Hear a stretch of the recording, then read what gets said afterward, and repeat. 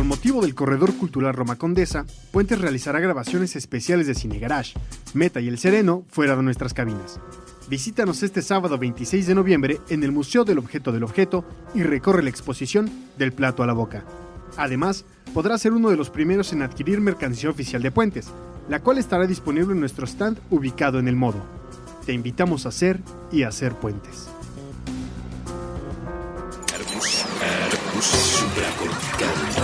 Aquí todos estamos locos. Con Rafael López. Puentes.ml.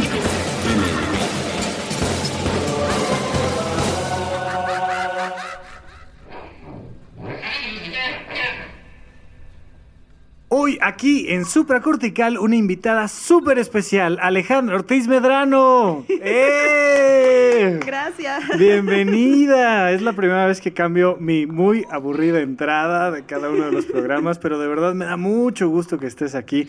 Ale, bienvenida al programa. Gracias, a mí también me da muchísimo gusto la invitación. Me siento muy halagada, muy agradecida. No, hombre, al contrario. Aquí las reinas de Puentes son las chicas de Mandarax, Alejandra Ortiz Medrano y Leonora Milán.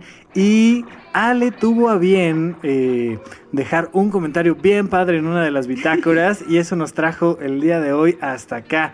¿Qué te parece si empezamos platicando por ahí? ¿Te parece bien? Sí, me parece bien. ¿Cómo estás? ¿Te da pena ahí o qué? No, lo que pasa es que la historia más bien de lo que trajo hasta aquí se me hace muy interesante. Cuéntame. ¿Qué te trajo por acá? ¿Qué te trae por aquí? Pues un día recibí una llamada de un número desconocido que eras tú.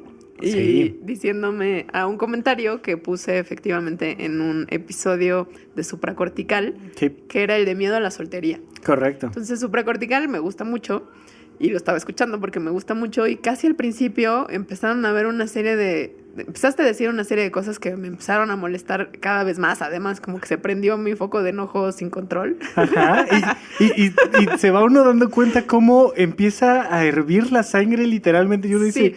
¿cómo puede estar pasando esto? Y luego... Exacto. Esa emoción que te hace mandar un mail que no había que mandar. O así, ¿no? Exacto, ok. Ajá. Entonces escribí en los comentarios de la bitácora con esa emoción, o sea, como enojada de Ajá. por qué no estaba de acuerdo con lo que estabas diciendo. Ajá, ok. Y luego tú lo leíste y la reacción me pareció increíble, que fue hablarme y explicarme un poco y además que te pareció súper nutritivo y me invitabas al programa a discutir más de estos Fundamental. Y esto es una invitación para todo el público que escucha Supracortical.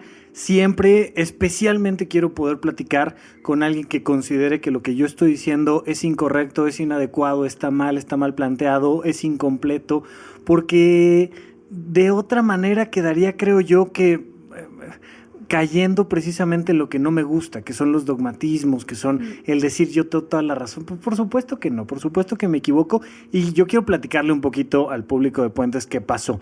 Yo a veces me tardo un poco, pero acostumbro leer todos los comentarios y contestar cada uno de los comentarios de la bitácora y entonces de repente, oye Rafa, pues, qué padre programa, oye me gustó, oye súper bien y de repente un comentario larguísimo y dije a ver, y poco a poco se va poniendo, digamos, un poco más rudo. Uh-huh. En ningún momento es un comentario grosero, en ningún momento es un comentario incorrecto. Creo que en todos los puntos argumentas y sobre todo al cierre del comentario dejas como un llamado de atención muy adecuado. Y dije, oye, padrísimo. Nada más vi que Alejandra lo había puesto, pero no había visto yo a Alejandra quién. Y dije, voy a hacer un episodio totalmente dirigido a esto. Me gusta el comentario y además le voy a poner ahí en la bitácora, oye, pues por favor, ojalá puedas venir, lo platicamos, etcétera, etcétera, etcétera. Y empecé a leer frente al micrófono en voz alta el comentario completo, que ahorita no lo voy a hacer, lo pondremos ahí, haremos una captura de pantalla, lo pondremos ahí en la bitácora. Y al final me doy cuenta que lo había escrito Alejandra Ortiz Medrano. Dije, no, a ver, un momento, ¿qué pasó aquí? Paren las prensas, ¿qué onda?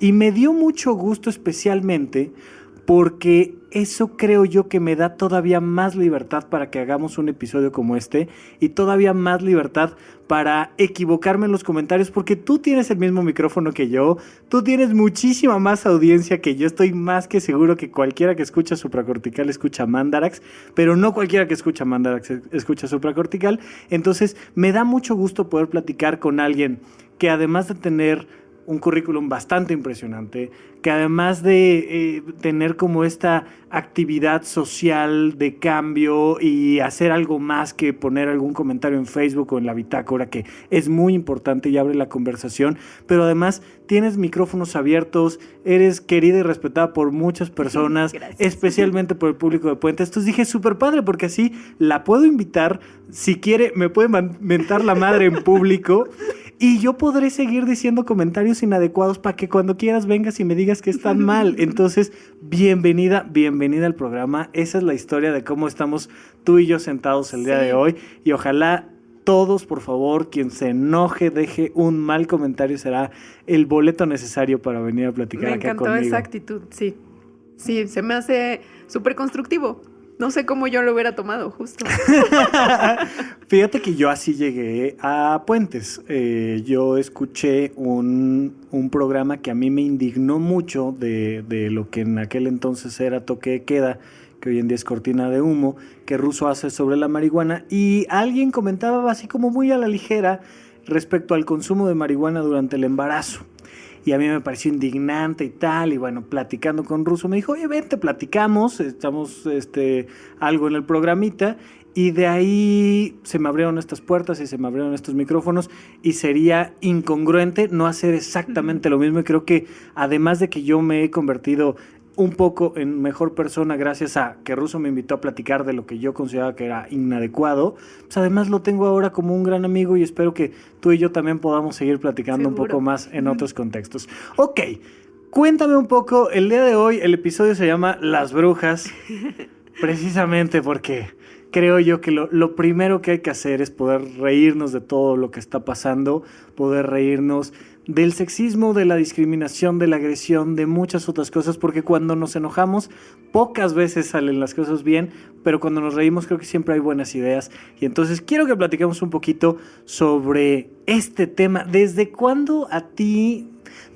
es en tu escala de valores algo importante hablar como del tema de la femineidad, de la ciencia en torno a la mujer? ¿Desde cuándo? Platícanos un poquito. Es más o menos reciente, o sea que incorporé como la perspectiva de género, la perspectiva feminista en mi vida en general.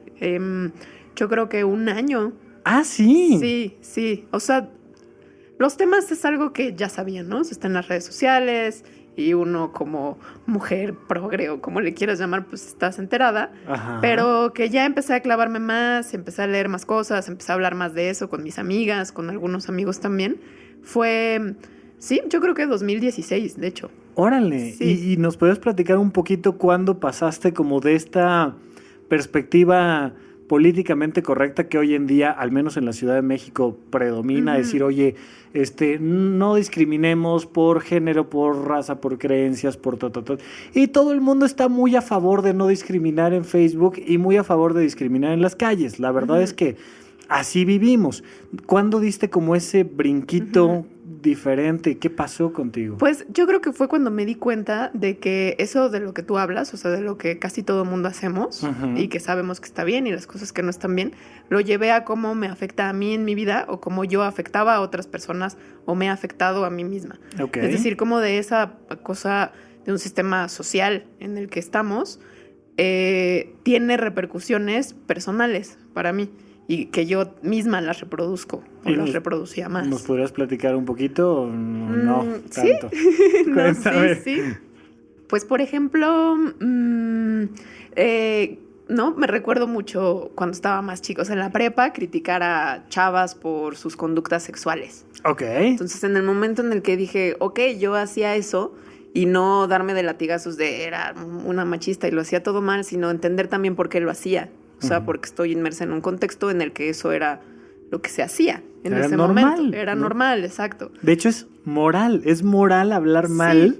de las prácticas sexuales de terceros. Sí, y luego cómo entonces criticar eso me criticaba a mí misma, tal vez no con las palabras tal cual explícitas, pero sobre cosas que yo hacía o no hacía por estar inmersa en ese sexismo autoinfligido a mí. Claro, sí, Ajá. por supuesto. Déjame platicarte que a mí me choqueó mucho la primera vez que yo agredí físicamente a una mujer. Ah, ¿verdad? Aquí la intención es ver si despacito podemos hacer que Ale se desquicie y me grite y me miente la madre. No. Al rato le voy a decir cómo, no sé, científicamente las mujeres y los hombres somos diferentes. Eso sí me podría desquiciar. Algo ahí comentaremos. Pero estando en la prepa, tenía yo una novia y entonces quería que me hiciera caso y ella me dijo el clásico, yo ya acabé de hablar contigo, agarró y se dio la vuelta, se iba a ir. Y entonces tomé uno de sus brazos con bastante fuerza y la jalé. Y entonces la jalé porque yo quería seguir hablando. Yo no había terminado de hablar. Y en ese momento, nada más dijo así, ouch. O sea, pues, estaba yo en la prepa, estaba en una discusión de novios sencilla. Y me di cuenta de cómo de ahí a golpear, asesinar a una mujer, hay un pasito. A mí me choqueó mucho. Le dije, ¿sabes qué? Perdóname, la solté en ese momento, lo hablamos en otro momento, tal. Pero creo yo que todavía vivimos en una estructura social donde creemos que están los malos que discriminan, Exacto. los malos que agreden a las mujeres. Y no, todos somos parte de la agresión, no solo a las mujeres, a cualquier tipo de diferencia, ¿no? Entonces, eso a mí me impactó mucho y por eso desde entonces siempre trato de tener como una postura muy abierta, pero también decir, me doy permiso de cometer errores en cuanto a mis comentarios, me doy permiso de cometer errores físicos y de darme cuenta, de tratar de corregirlos. Pues es que nací en 1984, ustedes disculpen, ¿qué voy a hacer, no? Sí, estoy de acuerdo. Y siguiendo como con la pregunta que me habías dicho, cómo empecé a reflexionar de cómo le puedo hacer, es muy fuerte y como que da para abajo de repente pensar no puedes cambiar esas estructuras. Entonces, ¿cómo le puedes hacer para vivir en este mundo que es el mundo en el que quieres vivir? Sí. Que es cambiándote a ti misma, ¿no? O sea, y cambiando tus relaciones, cambiando cómo tratas a los demás. Y la forma que para mí el primer paso sería revisar esas cosas que tú estás haciendo, o sea, como en el sexismo, ¿no? El propio sexismo que tienes hacia tu cuerpo, que tienes hacia el cuerpo de los demás. Y a mí aquí es donde quiero empezar a enmarcar un poco lo que nos trae el día de hoy y les queremos ofrecer al público.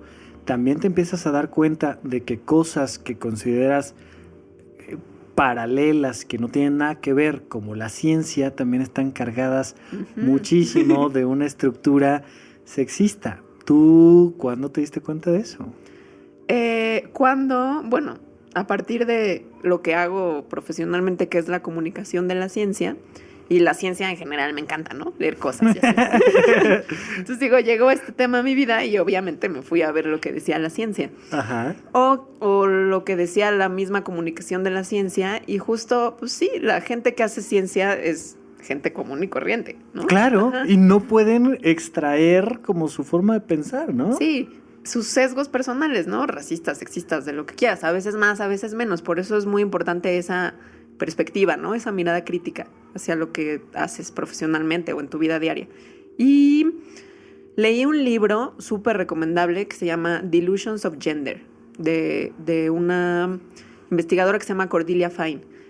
Se trata sobre todo del neurosexismo, bueno, algo que ella llama neurosexismo, que es como estudios de neurología, o sea, aunque tengan otro propósito y que no sea lo que estaban pensando la gente así de, jaja, voy a hacer este estudio para comprobar las diferencias de género, al final lo que hacen es perpetuarlas. O sea, perpetuar estereotipos o roles de género que ponen a las mujeres casi siempre en una posición menos privilegiada que la de los hombres. Ajá. Creo que ese libro fue el que me hizo como el mayor clic. Ok, eso es como muy interesante. Oye, desde esta perspectiva, digamos, como vocacional, digo, todos los que somos escuchas de Mandarax sabemos tu gusto por los dinosaurios, ni modo, Sí. ahí se ventila todo lo que tú digas lo sabemos nosotros, pero ¿Tienes como algo que especialmente en tu actividad laboral te apasiona? ¿Es el tema más bien de la ecología, más bien de la evolución, más bien de el cerebro, el ser humano, el género? ¿Qué es lo que te gusta a ti de la ciencia? Lo que me gusta más de tema es la evolución. Okay. Y los dinosaurios pues también me gustan mucho, pero como pretexto para explicar otras cosas, como por ejemplo la evolución misma. Okay. Me gusta mucho que existan fósiles, o sea, que existan cosas que nos dan pistas de cómo era el mundo, pero que de todas formas nos tenemos que imaginar, ya sea nada más con nuestra creatividad o con teorías científicas, cómo era ese mundo. Uh-huh. Eso me encanta.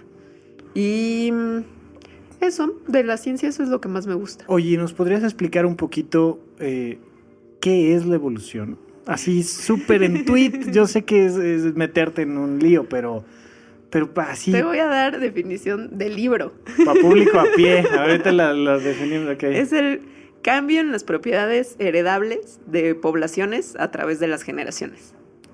Ok. O sea, como por ejemplo el color, ¿no? Si el color se hereda de padres a hijos o una conducta se hereda de padres a hijos y esa conducta cambia de una generación a otra, eso es evolución. Ok, sea que eso represente un mejor funcionamiento o un disfuncionamiento, o necesariamente es siempre, digamos, hablando de términos de funcionalidad creciente la evolución. No necesariamente. Cuando es una mejora, es una adaptación, que es evolución por selección natural. Pero en la evolución hay otras fuerzas o procesos evolutivos distintos a la selección natural que no llevan a mejorías. Es más, que ni siquiera podemos verlo, porque puede haber cambios en la secuencia de ADN que no sirven para nada, ¿no? Y eso también es evolución. Ok. A nivel biológico, ¿el ser humano evoluciona? Sí, claro, como todas las especies. Ok. Sí. ¿Cuál sería? Digo, te lo pregunto porque muchas veces... la prepa, o sea, no es que esto lo haya yo platicado con nadie que sea muy conocedor del tema, pero muchas veces un argumento era de si la evolución existe, ¿por qué no vemos, no, que podamos brincar 10 veces más alto los seres humanos, o que nos salgan 3 manos más, ¿no? ¿Cómo evoluciona biológicamente el ser humano? Ok.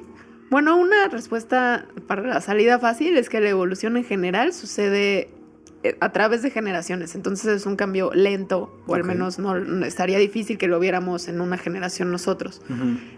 Pero otra respuesta más completa es que sí tenemos ejemplos de que eso ha sucedido.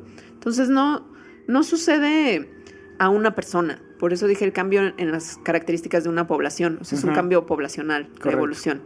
Y ejemplos en los seres humanos hay cosas padrísimas. Por ejemplo, la tolerancia a la lactosa, que además creo que es un ejemplo que muchas personas ya sea que pueden comer queso o no, lo cual es una desgracia.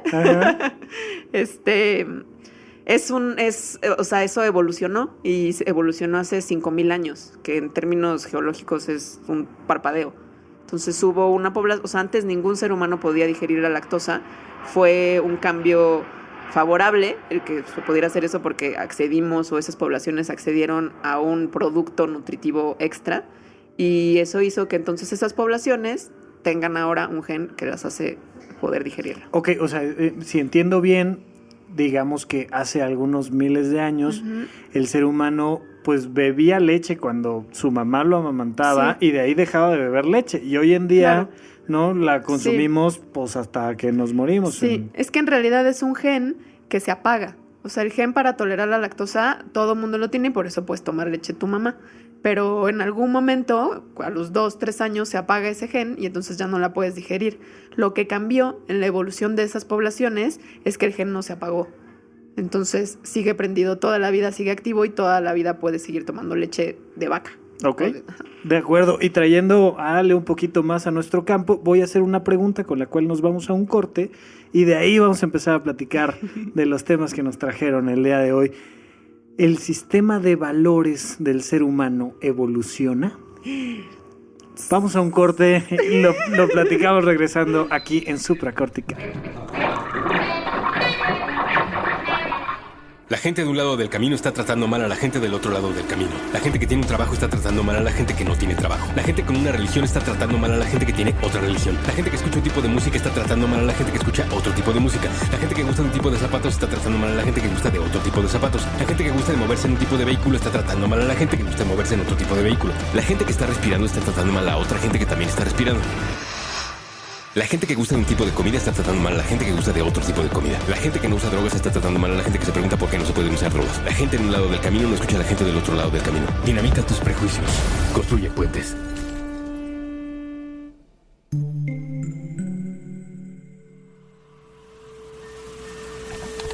Entre dos cerebros distantes, un puente. Supracortical.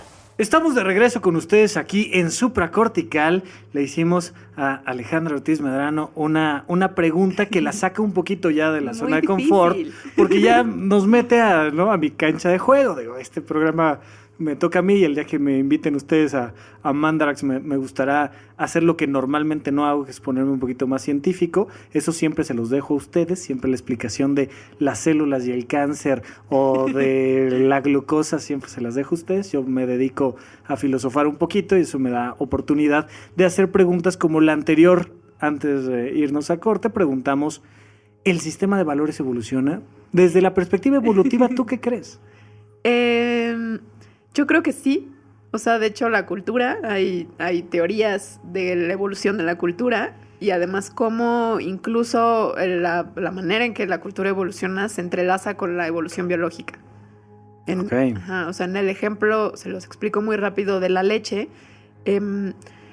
pudo ser posible esta evolución de la tolerancia a la lactosa porque eran poblaciones que tenían contacto con vacas. Entonces, si no hubiera habido vacas, no está la presión de selección, por así decirlo, de tomar leche de un animal cuando ya estás adulto. Y eso es una cosa cultural. O sea, criar vacas para comer su carne o para utilizar su piel es una cosa cultural que entonces puso el escenario para que una evolución biológica muy importante ocurriera. Ok, fantástico. Y yo creo que una presión muy interesante es la presencia del género per se en el mundo de la ciencia. La ciencia, desde esta perspectiva como patriarcal, dejó a la mujer fuera de ese campo durante muchos años. Eso no significa que las mujeres no hayan hecho ciencia durante muchos años, Sí, ¿no? sí. Pero platícame un poquito cómo es tu perspectiva de el papel de la mujer dentro de la ciencia, no sé, en los últimos 200, 300, 500 años. Pues sí, la ciencia básicamente sigue estando dominada por hombres. ¿En serio? Digo, te Sí. pregunto porque hace 60 años las clases en la Facultad de Medicina, todo el mundo iba 100% de blanco, había un hombre al frente dando cátedra y 50 hombres anotando sobre medicina. Cuando yo estudié, pues el 60% del alumnado eran mujeres. Ha incrementado todavía más en los últimos años y cuando yo egreso de la carrera de medicina, pues prácticamente solo he tenido directoras, supervisoras, jefas de departamento. A mí me ha tocado vivir un cambio en cuanto al género. ¿Tú cómo lo ves en la perspectiva general de la ciencia? Sí, yo creo que sí, que cada vez hay más mujeres, ¿no? Y esto cada vez es un tema más importante, que se incluyan y las formas que podemos hacer para incluirlas, incluso desde niñas, o sea, cómo interesar a las niñas que les gusten temas de ciencia y tecnología. Pero sí falta todavía mucho camino, según yo. O sea, si ves los premios Nobel, o sea, los premios Nobel que se han dado en la historia, hay muy poquitas mujeres. Y si ves los premios Nobel que se han dado los últimos 10 años, también hay muy poquitas mujeres. O sea, sí sigue siendo una cosa que ocurre actualmente. O si ves el SNI, ¿no? El Sistema Nacional de Investigadores, pues como dices, yo también en la carrera que estudié biología, éramos más mujeres que hombres, pero en el posgrado ya no. Y quienes están ya en puestos contratadas y contratados como investigadores, ya hay muchas menos mujeres. Y quienes ya están en el nivel 3 máximo plus ultra del Sistema Nacional de Investigadores, creo que solo son 3 mujeres por cada 10 hombres. Entonces, como que se van quedando en el camino. ¿Por qué? No tengo la respuesta certera. Ya sé. Pero Oye, yo creo que, pues sí, por un montón de cuestiones sociales, mandatos, por ejemplo, la maternidad. Eso, hacia allá iba yo un poco. Tendrá que ver la presión biológica, si es que la hay, ahorita te lo preguntaré, de querer ser mamá. Yo creo que más que querer ser mamá, que me parece un deseo súper normal y bonito y totalmente aceptable, es qué pasa en esta sociedad, en el sistema de investigación, por ejemplo, cuando una mujer quiere ser mamá y es mamá. Ok, ¿qué pasa? ¿qué facilidades te da ese sistema para continuar en él, ¿no? Para seguir siendo científica, siendo mamá. O sea, ¿cuántos lugares de investigación, institutos, tienen una guardería ahí mismo? ¿O cuántos institutos le dan también permisos de paternidad a los papás y no solo a la mamá para que colaboren en la crianza de esos hijos, aunque sean los primeros meses? Entonces creo que más bien la pregunta es por ahí. O sea, más allá de un deseo que pudieran tener las mujeres y los hombres que también quieren ser papás, supongo, ¿qué facilidades se les da para hacer eso y continuar en su profesión? Eso que acabas de comentar me parece muy interesante porque de principio, y fíjense, simplemente por mi contexto cultural, por mi edad, pues inmediatamente lo que yo pienso es, la que tuvo el hijo fue ella, ¿no? Ajá. Y cuando dices, oye, ¿y los papás no tienen permisos de paternidad?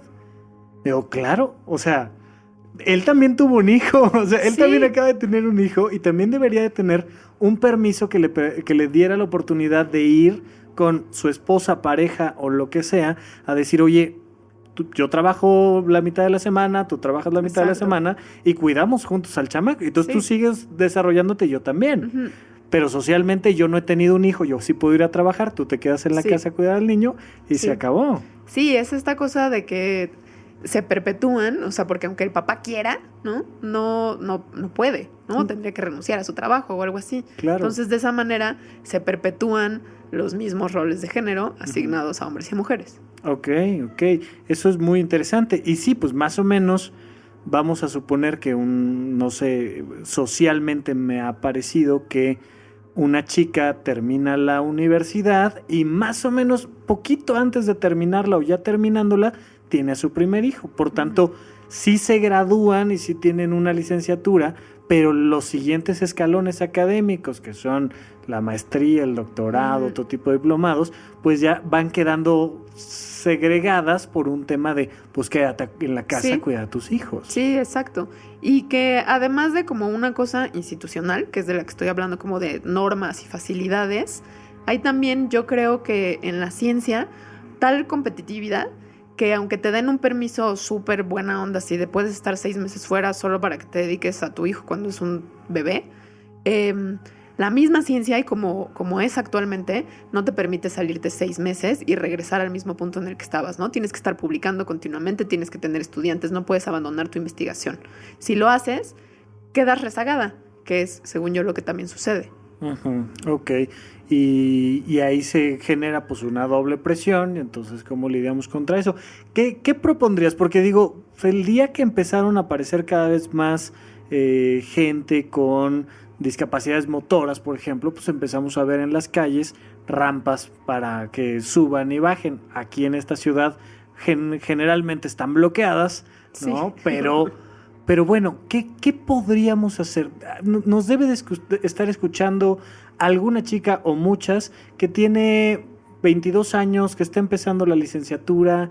¿Podrá hacer algo para generar este proceso de presión que haga una evolución en nuestro sistema social? ¿O no? ¿O yo que tengo 30, que tengo un micrófono? ¿O tú? ¿O qué hacemos? ¿Qué hacemos? Esa sería mi pregunta. Ay, yo ahorita se me ocurren 2 cosas, una más radical que la otra. Ay, siempre hay una opción más radical que la otra. Yo siempre voto por la opción no tan radical, pero a ver, platícame, ¿cuáles son las dos? La no tan radical, pues es eso, ¿no? Generar espacios en los que las mujeres, sobre todo, platiquen y lleguen a soluciones de lo que se podría hacer, ¿no? O sea, que quieren que se les dé también permisos a los papás o tener más permisos ellas de maternidad. ¿Qué facilidades podrían hacer que una mujer continúe en la ciencia siendo mamá o no siendo mamá? Y de eso deriva mi segunda, la más radical, que es que existieran las condiciones sociales para que las mujeres realmente estuvieran totalmente libres del mandato de la maternidad. Porque también es muy común que las mujeres sintamos una presión social muy fuerte hacia ser mamá, tan fuerte, bueno, es un deseo, ¿no? Así hay mujeres, yo lo he sentido incluso, que te viene del útero, de las entrañas. Ay, exactamente. Pero realmente no creo que sea así, o sea, sí creo que viene, bueno, no digo que el sentimiento y el sentir de las entrañas no sea verdad, pero creo que hay un componente social muy importante, que es tu familia diciéndote tú pa' cuándo, tus amigas viendo todo eso, en la tele viendo que las figuras femeninas tienen hijos, o sea que el ser mamá te hace mujer. ¿no? Sí. Entonces creo que también empezar a cuestionar eso. Yo creo que hoy por hoy preguntarle a una mujer, oye, ¿cuándo vas a tener hijos? Debe de ser considerado un insulto. Sí, yo también. La verdad, o sea, ¿qué carajos te importa? Pues sí. O sea, es como, oye, yo creo que vas muy pocas veces al baño. O sea, tenemos que platicar tú y yo. Oye, espérame, es mi cuerpo, yo saber qué hacer con él. Entonces, Sí. yo creo que un pequeño cambio en la estructura social implicaría no enojarse. De verdad, creo yo que se pueden poner los límites igual de claros, igual de fuertes, sin necesidad de generar emociones negativas. Y en supracortical siempre hemos dicho, si tú te enojas, así como le pasó a Ale cuando nos escribió, o así cuando me pasó a mí cuando platiqué con Russo, si tú te enojas, el que trae una herida ahí pendiente eres Sí. tú. Pero sí poner un límite muy claro de decir, espérame, eso ni siquiera te lo voy a contestar. O sea, ¿por qué te voy a contestar si ya me casé, cuando me voy a casar, si tengo novio o no tengo Sí. novio, y si voy a tener hijos o no voy a tener hijos? Es mi vida. Ya cuando yo te avise, pues festejas y me traes un regalo y lo que sea. Pero empezar por no preguntar eso, ¿no? Sí, y esto que acabas de decir de no enojarse, se me hace también súper importante, a pesar de que considero el enojo útil en ciertas situaciones o justificado. A mí, en estos temas, por ejemplo, encontrar la narrativa que le permita a los demás ver por qué no estaría bien que te preguntaran eso, tiene que partir desde el no enojo. Entonces, sí, en mi caso personal, sí ha requerido un trabajo de, ok, ¿por qué creo yo que no está bien yo preguntarle a otra persona, no? Entonces, cuando lo explicas, pues sí, no es que te quieran hacer daño, pero al hacérselos ver, se dan cuenta y tal vez ya no lo vuelven a hacer ni a ti ni a nadie más. Correcto. Y te quiero preguntar, y de ahí ya nos vamos al tema de el cerebro y su relación con el género, pero a ti específicamente te quiero preguntar, porque estamos platicando de este tema, ¿sí se siente un jalón que más allá de social sea hormonal en una búsqueda de la maternidad? Solo puedo hablar de lo que yo ahorita no lo siento para nada. Cero. Cero, sí. Pero hace unos años sí. Ok. ¿No? Ajá. O sea, cuando estaba mucho más chavo, no sé, a los 25, pon tú. Ok. Digo, en mi opinión, y Ajá. la única experiencia que tengo yo parecida como varón, pues es que yo pasé de ser de los niños que decían yo no me quiero juntar con niñas, a unos años después uno dice, no, espérame, vamos a darles otra oportunidad, yo creo que sí me quiero juntar con ellas. Porque sí hay un cambio hormonal, y ese cambio hormonal también transforma tu sistema de valores, Sí. ¿o no? Sí, de acuerdo, sí. Ok, porque... Pero- sí, dime. Pero no sé, o sea, yo creo que hay un cambio hormonal que te hace querer sexo, por ejemplo. No sé si sea tan específico a que te haga querer tener un hijo. Reproducirte. Ajá. En mi opinión, y por supuesto no lo sé, nunca he hecho un estudio serio al respecto, pero en mi opinión sí lo hay, y creo que también es algo importante científicamente ponerlo en duda, plantearlo, porque quizá no, este impulso hormonal, si es que existe, pueda llevar a muchas parejas que en realidad, o a muchos individuos que en realidad no quieren tener hijos, así tenerlos, además de la presión biológica.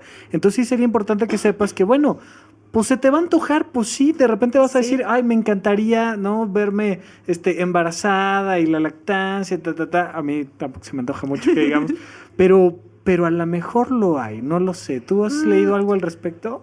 Es que yo no niego que lo haya, o sea, y que hormonalmente también queramos ser princesas, ¿no? O sea, que si hay un proceso fisiológico que nos lleve a hacer algo. Sí. Lo que cuestiono, y que además creo que existe evidencia, es que lo hormonal no nada más nace así nomás, ¿no? Se te prende de repente, se te prende por cosas que experimentas en la vida. Ok.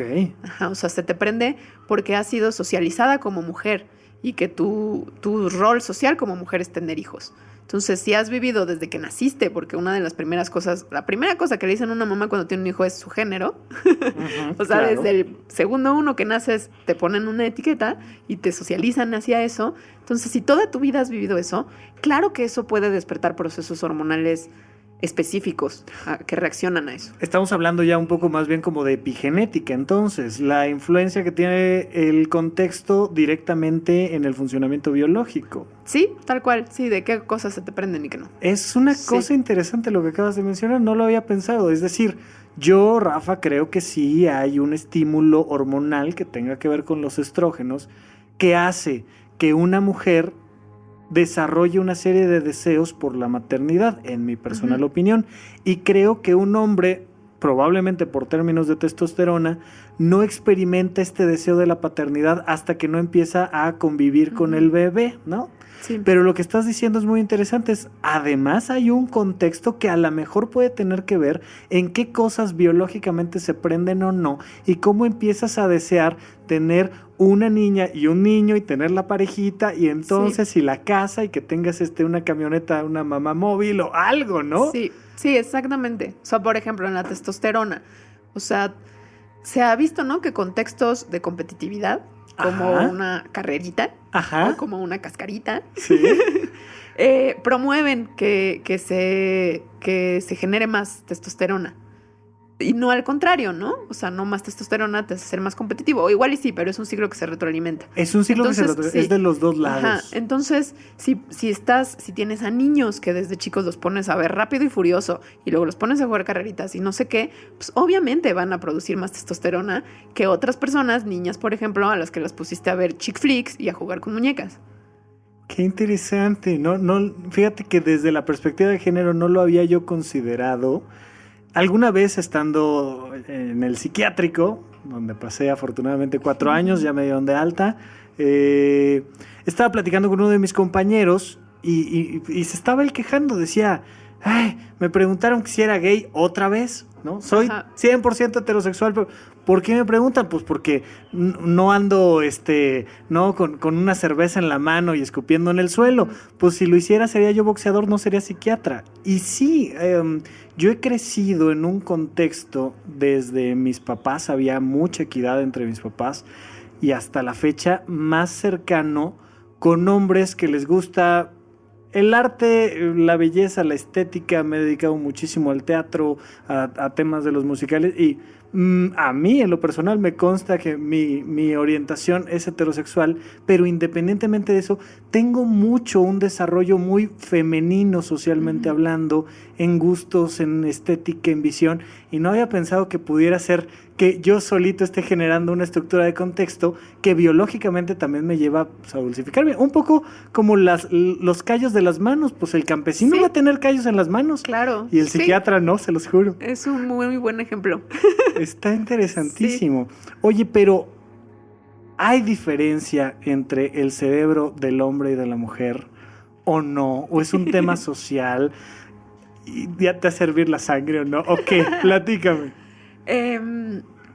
Pues mira, sí puede haber diferencias que pueden, o sea, pero de ahí a saltar a la conclusión de que esas diferencias son porque desde nuestros genes estaba determinado que fuera así, ya es un salto cuántico. Okay. O sea, seguramente si revisas el cerebro de un hombre y el cerebro de una mujer, claramente va a haber diferencias. También si revisas el cerebro de una mujer y de otra. Claro. Oye, pero en los huesos sí lo hay. O sea, me puedes dar un hueso, sí, ¿no? Es decir, este hueso es de una mujer, este hueso es de un hombre. Sí hay una diferencia de género. Sí, ahí. Tenemos cuerpos distintos. Creo que también saltar de que, pon tú que sí encontramos diferencias en los cerebros. El tamaño, ¿no? Es una diferencia. De ahí saltar a que eso esté determinando ciertas conductas o ciertas habilidades, también es un salto muy cuántico. El hombre tiene el cerebro más grande, ¿no? Sí. Y al hombre le preocupa mucho el tamaño, no tengo idea de por qué. Porque además la mujer lo usa mejor, ¿no? Sí. Bueno, no sé. Socialmente vivimos en una estructura donde las mujeres tienen la posibilidad, probablemente por su contexto, de hacer mayor cantidad de interrelaciones entre los elementos y los hombres menos. Socialmente los hombres hablan menos. Sí. Los hombres socialmente tienen más penalizado hablar de sus emociones. Claro. Por ejemplo, entonces lo practican menos en su vida. Eso claramente va a tener cambios en sus cerebros. Claro. Por la práctica, no porque haya estado determinando. Yo cuando en clase de genética y de evolución lo cuento, o sea, hay que dudar de cualquier astrología, ya sea la astrología de los planetas o la astrología genética. O sea, no porque algo esté en los genes o en la fisiología va a determinar cómo somos. Fíjate que César Millán dice que el racismo también afecta a los perros, porque entonces los pastores alemán son de esta manera y los French Poodle son de la otra. Y no es cierto, ¿no? En el Instituto Nacional de Psiquiatría hay 5 pabellones para los pacientes psiquiátricos. 4 para mujeres, 1 para varones. ¿Qué nos dice eso? Ok. ¿Será que las mujeres están más locas? ¿Será que son unas brujas del mal a las cuales hay que cazar y quemar en la hoguera? Nos quedamos con esta pregunta y regresamos para nuestro último bloque. ¿Cómo se nos va la vida? Sí. Aquí en Supracortical.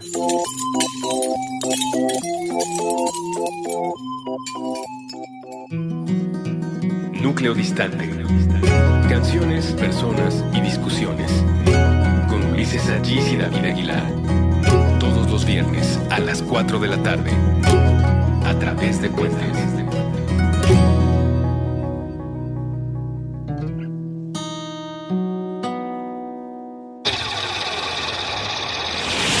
Mandarax.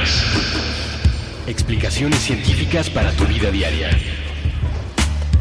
Con Leonora Milán y Alejandra Ortiz Medrano. Nuevo episodio todos los miércoles a las 10 de la mañana. Puentes.me.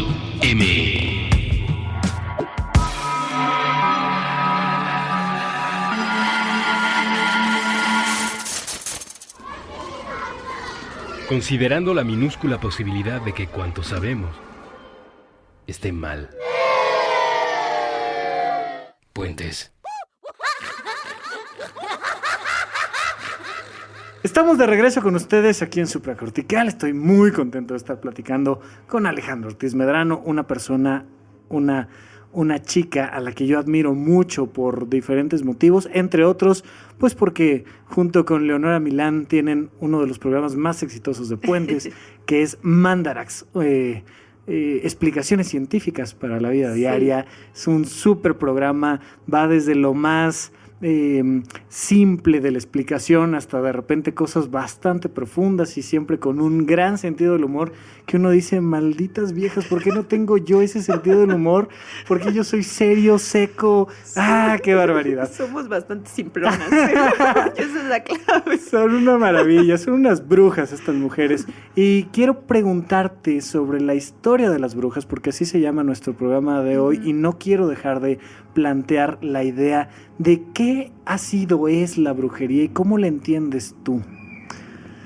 Estamos hablando desde una perspectiva científica, por supuesto que podemos hablar de las brujas desde muchas lecturas. Sí. Y seguramente hay muchas brujas que son charlatanas, que les gusta leer el café y el tarot sin tener idea de más, pero también son científicas. Vamos a quedarnos como un poquito en ese ángulo, ¿no? ¿Me podrías platicar un poco? Yo creo las brujas como esta figura más bien de hace siglos. Ajá. O sea, como la que adora al diablo y así. Ajá. Creo que está asociada a mujeres que efectivamente antes de que se les llamara brujas eran las curanderas de sus comunidades, ¿no? O sea, mujeres que tenían mucho conocimiento de la naturaleza y sobre todo creo que tenían mucho conocimiento de cómo controlar sus propios cuerpos en el sentido de la sexualidad. Es decir, sabían qué cosas hacer para no embarazarse o qué cosas hacer para abortar. Uh-huh. Y ese fue uno de los comentarios que dejaste en la bitácora que me pareció interesantísimo y de ahí justo nació este episodio, porque yo afirmaba en el programa que hubo un cambio radical en la estructura de poderes una vez que en los 60 llega la píldora anticonceptiva. Afirmo que así es, sí, o sea, yo desde una perspectiva creo. social así es, pero entre los comentarios que pusiste fue, espérame, la anticoncepción y especialmente las mujeres curanderas que sabían cómo funciona el cuerpo de una mujer existen desde mucho antes. ¿Nos podrías como platicar un poquito de esta perspectiva de la anticoncepción? Porque viene al caso con el tema de a mayor control de tu natalidad, también mayor control de tu desarrollo laboral, social, personal, Sí, esto también está en un libro que les recomiendo mucho, que además creo que está por ahí en PDF en internet si lo buscan, que es de Silvia Federici y se llama Calibán y la bruja. Entonces, en él describe cómo esta figura de la bruja y condenarla está asociado al surgimiento del capitalismo, que es cuando entonces el capital, o sea, el sistema, tiene la necesidad de someter a las mujeres porque, número uno, si sometes a la mitad de la población y la otra inventas otras maneras, como la esclavitud, que inventaron. Pero bueno, ya te libras del 50% de la población y además necesitas una fuerza laboral y esa se obtiene a través de la reproducción de las mujeres. Entonces se les quita a las mujeres esta control sobre los hijos que van a tener.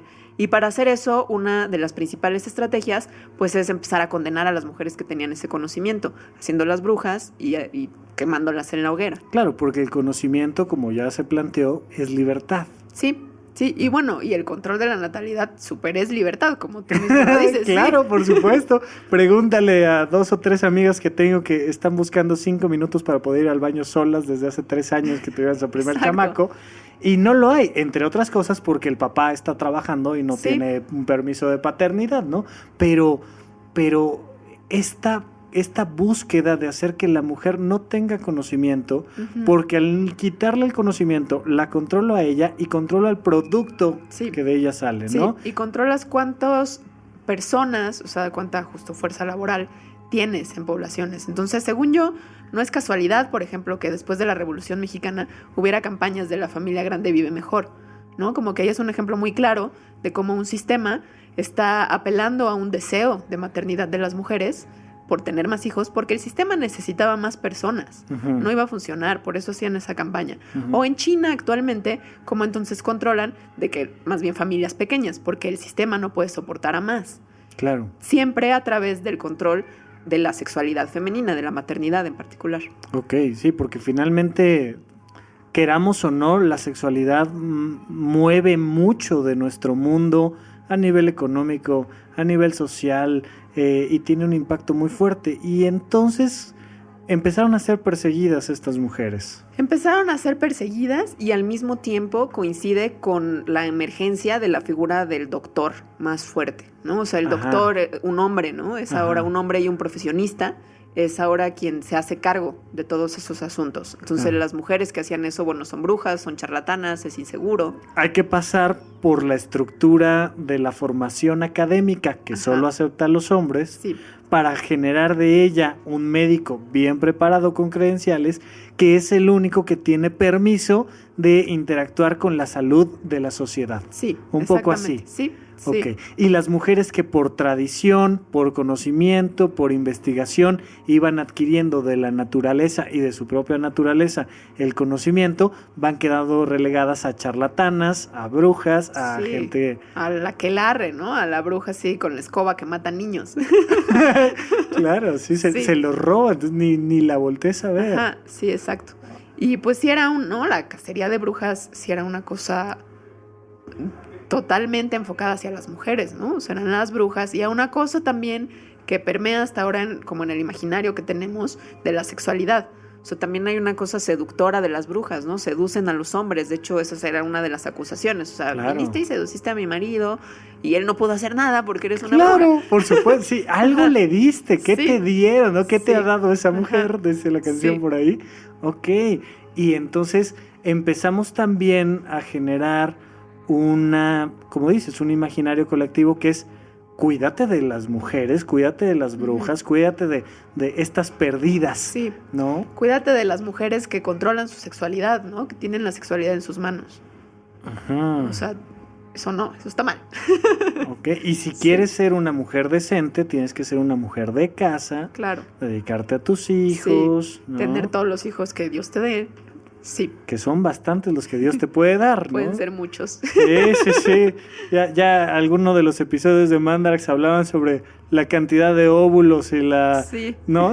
Son bastantes. Si tienes uno cada 9 meses desde la edad reproductiva, pues sí te avientas Uno cada 2 años. uno Sí. uno al año, nada más que te mueres como a los 45, pero Pero ya tuviste 20 o pues ya más. tuviste 20, se acabaron tu calcio y tus huesos, pero al menos Sí. cumpliste el plan de Dios, Sí, que por exacto. cierto también es un hombre. Sí, ¿No? también. Ajá. Y la madre naturaleza es contra la que hay que pelear. Sí, Yo lo he recomendado muchas veces aquí en el programa, pero hay un libro fantástico que se llama El dragón y el unicornio, lo volveremos a poner, que te habla mucho de esta pelea de aplastar a la serpiente y relacionar a la serpiente con la mujer y cómo el patriarcado tenía que acabar con esa fuerza femenina, porque como dicen los abogados, accessorium sequitur principal, o sea que lo accesorio sigue el camino de lo principal. Entonces, si dominas a la mujer, vas a dominar prácticamente a la humanidad,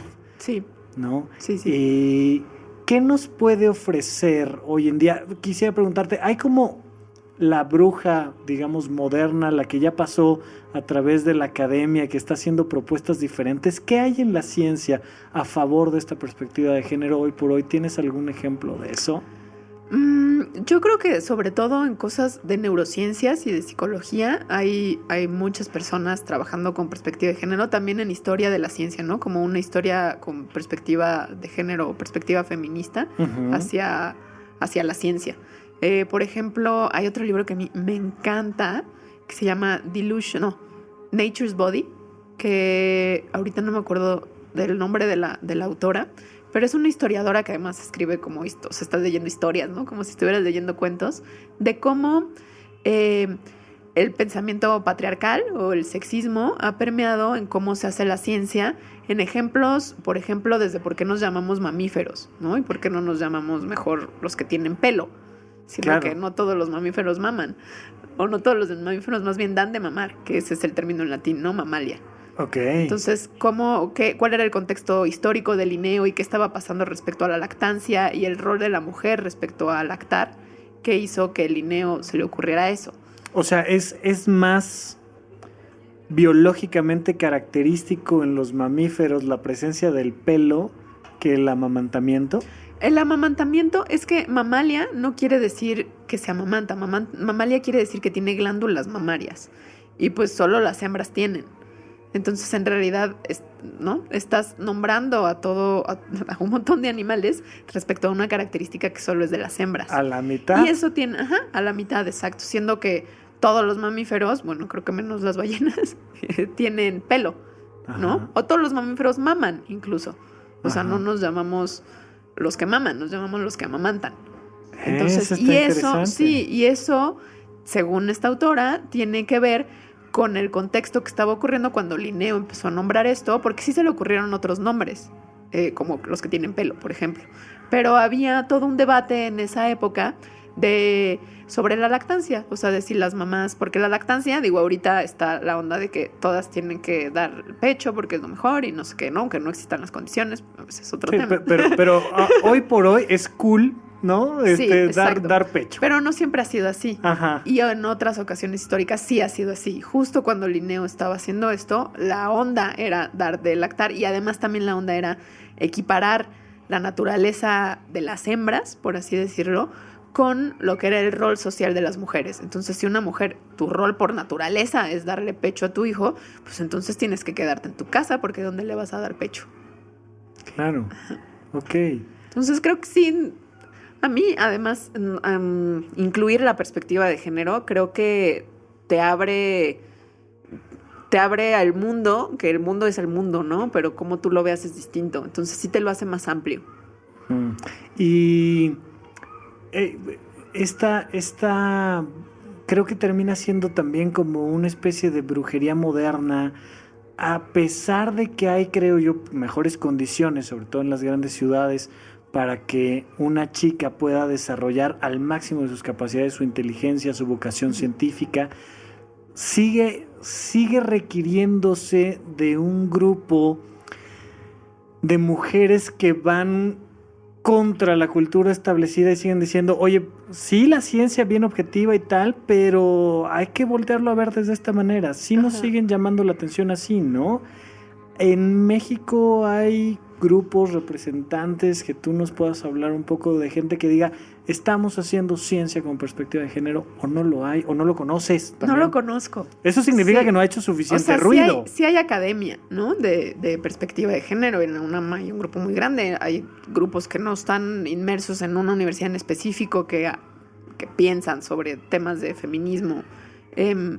Pero de las ciencias y de las ciencias, yo no conozco gente que esté haciendo ciencia con perspectiva de género. Digo, en México... Pero conozco pocas cosas en la vida. No.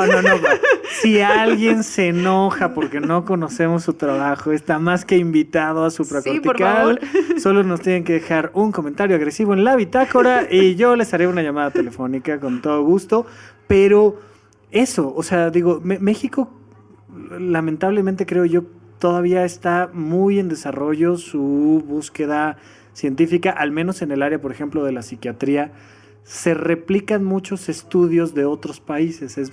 Bueno, se dijo en Inglaterra que tal cosa desde un asunto psiquiátrico. Vamos a ver si en México también, y ya haces tu tesis y te gradúas y ya. Pero hay poca investigación de punta, al menos en el área de la psiquiatría. Existe, sí existe, pero es poca. Y creo yo que debe de ser algo parecido a esta perspectiva de género, de un grupo de mujeres científicas que tengan las condiciones sociales en México para decir, vamos a estudiar este tema desde una perspectiva de género diferente, ¿no? Sí. Ok. ¿Tú estás por terminar un doctorado? Ojalá. Ojalá. Espero que sí. Ok. ¿Estás estudiando tú algo con perspectiva de género? No, nada. Me acabo de meter en un diplomado de la UNAM, de hecho, de género y desarrollo. Pero justo no es de cosas científicas, ¿no? De ciencias naturales o de ciencias básicas. Y ya. Ok. Sí. Digo, sí es muy interesante si alguien nos puede dejar ahí un comentario diciéndonos que estamos equivocados y que hay un movimiento fuerte, porque digo, ya no me acuerdo en qué programa fue, pero aquí en Puentes, si mal no recuerdo, Russo entrevistó a un grupo de chicas que están creando talleres solo para niñas. A mí en lo particular eso me parece inadecuado, pero solo para niñas, enseñándoles programación y enseñándoles a programar videojuegos. Está increíble. Para que en los primeros años de vida puedan ellas tener la sensación y la convicción de yo creo mi propio mundo y lo creo en un videojuego. Bueno, también sí, no lo tenía tan presente, pero hay un programa de mentoras, que ahorita no me acuerdo cómo se llama, que justo a personas, a mujeres científicas o que se dedican a la comunicación de la ciencia o de tecnología, se vuelven mentoras de una joven o de una niña a la que le interesan esos temas. Entonces, te lo puedo pasar después si lo ponen en la bitácora. Sí. Me encantaría que nos lo pasaras. Y digo, ahí sí es, creo yo, un llamado que me gustaría hacer a el grupo de personas que tienen esta visión más feminista, por decirlo así. Creo yo que vale la pena ya empezar a incorporar a los hombres en estas posturas, porque de repente siento yo que hay grupos de mujeres, aquelarres vamos a llamarle por el nombre de este programa, donde de repente todos los hombres son malos. Y no, espérame, pues si ustedes nos educaron, o sea, también, ¿qué pasa ahí un poco, no? Mira, ella al final del programa empezaste a despreciar, ¿viste? Eso, bien, me encanta la idea. ¿Qué pasa ahí o no? ¿O tú sientes que no lo hay o qué? Yo creo que es chamba de los hombres, correcto, hacer eso, ¿no? O sea, sí, lo que yo platico con mis amigos, por ejemplo, es júntate con más hombres y platiquen de eso. Sí. Está el internet, ¿no? Tenemos esta gran herramienta. Pónganse a leer. No nos dejen otra vez la chamba. Ajá. Muy socialmente femenina de la educación. De la educación. Entonces, como acabas de decir hace rato, nosotros los educamos. Bueno, si los educamos es porque hay un sistema que hace que los hombres estén afuera de la crianza, y también es obviar que la crianza no solo está en la casa, ¿no? Lo obtienes de las ausencias, incluso lo obtienes de lo que ves en la tele, de muchas cosas. Entonces, no estoy de acuerdo con que las mujeres sean las que educamos exclusivamente. No, pero por supuesto que no, pero sí a mí me toca, bueno, te voy a contar, fíjate. No iba yo a sacar aquí intimidades, pero hace unos meses empecé a practicar y aprender pole dance. ¡Qué padre! Y entonces llegué un día, para empezar fui y pedí permiso. Oye, ¿será posible? Mira, me queda aquí justo enfrente de donde yo trabajo y tengo que hacer ejercicio, y a mí siempre me ha gustado el circo y yo hacía acrobacia aérea. Entonces, pues aquí la opción es pole dance. ¿Puedo? Híjole, pues déjame ver. O sea, voy a hacer una encuesta con las alumnas, pues porque se complica. Tú vienes a bailar, a ver en un tubo, y ellas van a estar aquí y la presión. Ok, no, yo pues adelante. Y entonces, total que me dieron permiso. El primer día de clase sí sentí así como un rechazo bastante interesante. Me pareció muy educativo, porque creo que es algo que las mujeres han vivido durante décadas o cientos de años. De repente ser la única mujer dentro de un grupo de varones, y la agresión y además el riesgo físico que también existe. Acá yo no corría ningún riesgo físico, estoy seguro que no, físicamente no había riesgo, pero sí hubo una sensación muy curiosa de un rechazo social, de decir, espérame, esto es un espacio para mujeres, que creo que deben de existir. Creo que deben de existir espacios solo para mujeres y solo para jóvenes y solo para gays y solo para... Pero sí también espacios fuertes donde haya una perspectiva de género y se nos invite. A veces estamos medio distraídos, hombre. No es que sea su responsabilidad, Yo creo, pero invítennos sí. a participar. Ay, no me acuerdo ahorita de quién es esta cita que voy a parafrasear, Ajá. pero dice que los hombres no es que tengan que ser invitados a los espacios feministas, sino los espacios que ya ocupan, su tarea es hacerlos feministas, si eso es lo que les interesa. Porque el mundo es de los hombres, en realidad, ¿no? O sea, el mundo está construido para los hombres.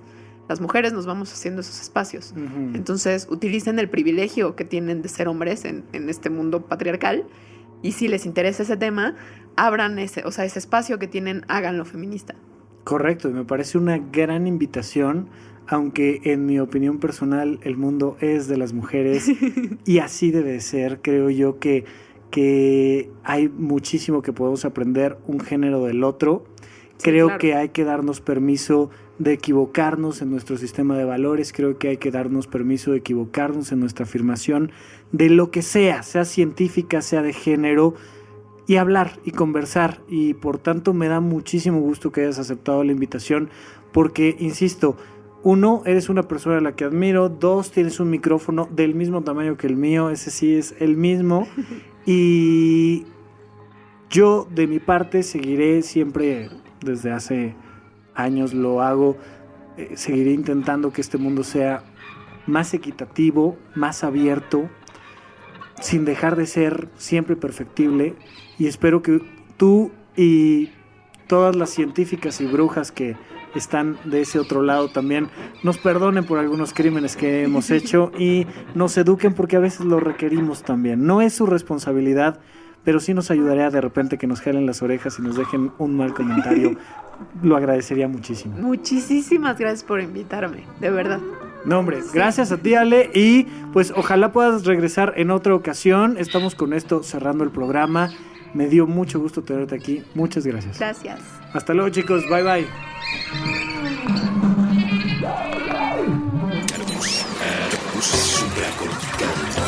Aquí todos estamos locos. Con Rafael López. Fuentes.mx